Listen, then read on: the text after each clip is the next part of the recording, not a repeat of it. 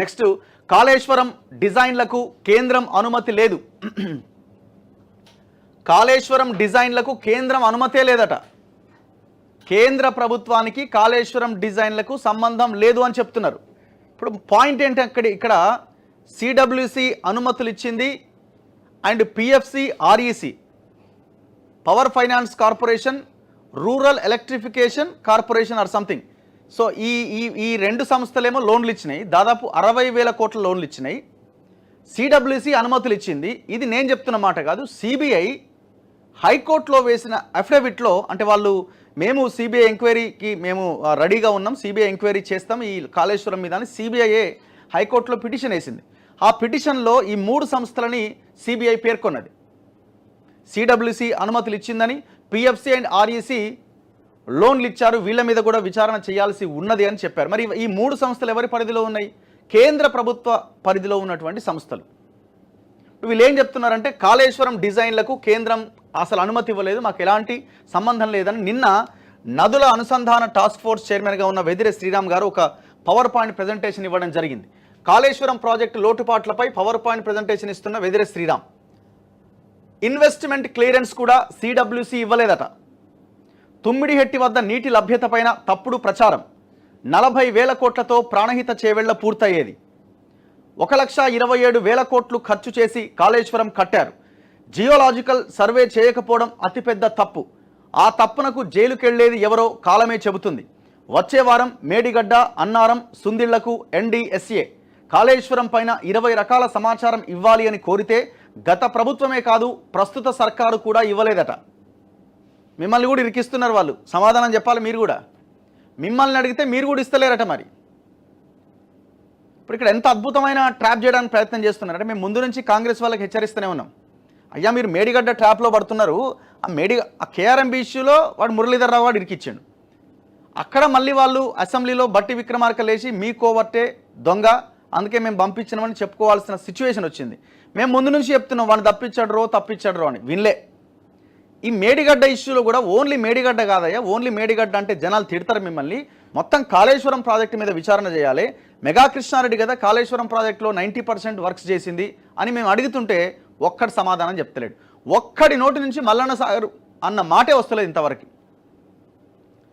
ఇక్కడ ఏమైపోయిందంటే, నేను అందుకే లాస్ట్ 1 మంత్ బ్యాక్ చేసిన కదా కాళేశ్వరం చదరంగం అని.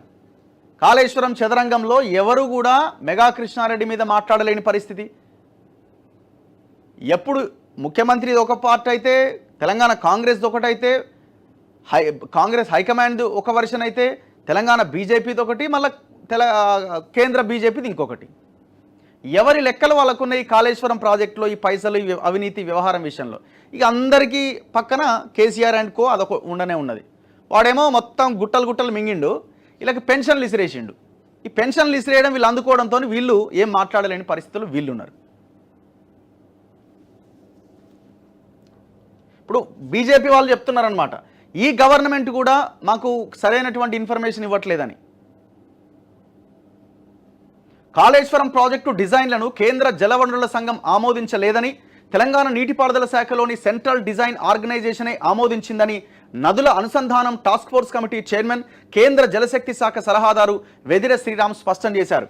ఇక్కడ ఈ సెంట్రల్ డిజైన్ ఆర్గనైజేషన్ కూడా చాలా చాలా ట్రాన్స్పరెంట్ ఆర్గనైజేషన్. ఇది చాలా పెద్ద ఎత్తున మంచి ఇంజనీర్స్ ఇందులో ఎక్స్పర్ట్స్ ఉంటారు. ఇందులో నేను చాలామంది రిటైర్డ్ ఇంజనీర్లతో ఎవరు మన రంగారెడ్డి గారితో కానీ అండ్ లక్ష్మీనారాయణ గారితో కానీ అండ్ రీసెంట్గా కేసీఆర్ దగ్గర సలహాదారుడిగా పనిచేసిన పెంటారెడ్డి గారు కూడా నా ఇంటర్వ్యూలో చెప్పారు, సిడిఓ అన్నది చాలా జెన్యూన్గా పనిచేసే ఒక ఆర్గనైజేషను, చాలా ఎక్స్పర్ట్స్ ఇంజనీర్స్ ఉన్నారు.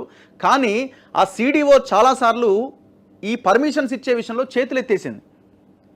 వీళ్ళు ఆ సిడిఓ ఇవ్వకపోతే జెన్కో దగ్గరికి వెళ్ళి ముద్రలు వేయించుకొని కనీసం నా సంతకం కూడా లేకుండా వ్యవహరించినారని పెంటారెడ్డి గారు నా ఇంటర్వ్యూలో చెప్పినారు.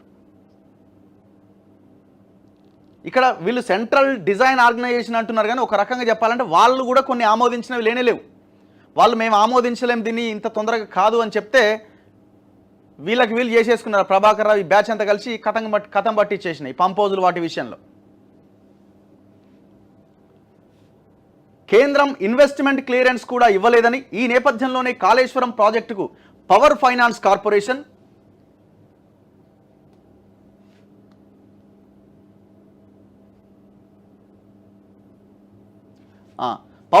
Power finance corporation and REC rural electrification corporation నుంచి రుణాల విడుదలను నిలిపివేసినట్టుగా తెలిపారు.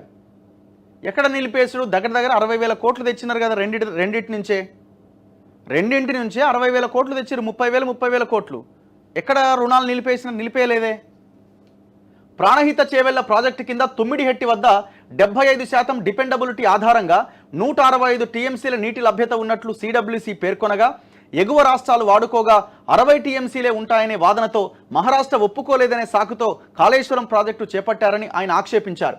ప్రాణహిత చేవెళ్ల ప్రాజెక్టుకు ఉమ్మడి రాష్ట్రంలోనే 11,000 కోట్లకు పైగా ఖర్చు పెట్టారని, మరో 30,000 కోట్లు ఖర్చు పెట్టి ఉంటే ఆ ప్రాజెక్టు పూర్తయ్యేదని, గ్రావిటీతో నీటిని తరలించే ఆ ప్రాజెక్టును కాదని తప్పుడు సమాచారంతో కాళేశ్వరం చేపట్టారని మండిపడ్డారు. 40,000 కోట్లతో పూర్తయ్యేదాన్ని కాదనుకొని 1,20,000 కోట్లతో కాళేశ్వరం ప్రాజెక్టు కట్టారని విమర్శించారు. తుమ్మిడిహెట్టితో 16.4 లక్షల ఎకరాల కొత్త ఆయకట్టుకు నీరు అందేదని, కానీ దానికి మూడింతలు ఎక్కువ వెచ్చించి కట్టిన కాళేశ్వరం ప్రాజెక్టుతో 18 లక్షల ఎకరాలకు నీరు అందుతుందని, అంతే అదనంగా 1.8 లక్షల ఎకరాలకే నీరు అందుతుందని వివరించారు. గురువారం హైదరాబాద్లో నిర్వహించిన పత్రికా సమావేశంలో ఆయన కాళేశ్వరం ప్రాజెక్టు లోటుపాట్లపైన పవర్ పాయింట్ ప్రజెంటేషన్ ఇచ్చినారట. ఇట్లా కేసీఆర్ చేసిన మోసాన్ని ఆయన ఎండగడుతూ వచ్చారు. ఇది కేంద్రానికి సంబంధం లేదు అని చెప్పడానికి ఆయన ప్రయత్నం ఆయన చేశారు. కానీ ఇక్కడ లోన్లు వచ్చినాయి. తీసుకున్న ప్రతి లోన్ను 10%, 11% ఇంట్రెస్ట్తో లోన్ తెచ్చిండు. ఇవాళ ఆ ఇంట్రెస్ట్ అసలు కలిపి పెద్ద గుదిబండగా మారిపోయింది.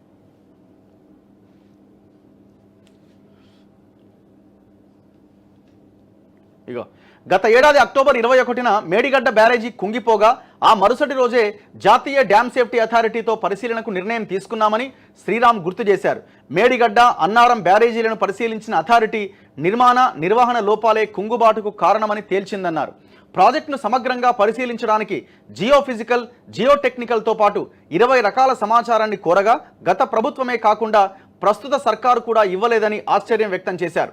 మేడిగడ్డ, అన్నారం, సుందిళ్ల బ్యారేజీలను పరిశీలించడానికి ఓ కమిటీ ఏర్పాటైందని, వచ్చే వారం ఆ కమిటీ బ్యారేజీలను పరిశీలించి 4 నెలల్లో నివేదిక ఇవ్వనుందన్నారు. అయితే నెల రోజుల్లోపే నివేదిక ఇవ్వాల్సిందిగా కమిటీని కోరామన్నారు.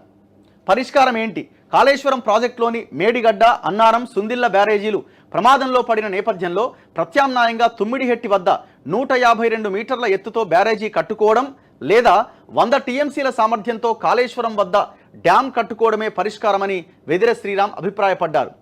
అంటే ఇక ఈ బ్యారేజీలు అన్నవి పనికి రావు అని వాళ్ళు కూడా తేల్చేస్తున్నారు. ఇంకా ఆప్షన్ లేదు అక్కడ. అవి ఒకవేళ మళ్ళీ రిపేర్ చేసి పైసలు ఖర్చు పెట్టినా మళ్ళీ గోదావరిలో పోసినట్టే. ఈ దుర్మార్గులు ఇవాళ ఎందుకు పోతున్నారో మరి అర్థం కావట్లేదు. ఇక కృష్ణానదిపై కట్టిన సాగర్, శ్రీశైలం ప్రాజెక్టుల నిర్వహణ బాధ్యతను బోర్డుకు అప్పగించడమే మంచిదని, దానివల్ల ఇరు రాష్ట్రాలకు మేలు జరుగుతుందని శ్రీరామ్ అభిప్రాయపడ్డారు. సో ఇది వాళ్ళ ఒక పరిష్కార మార్గం సూచిస్తూ ఉన్నారు.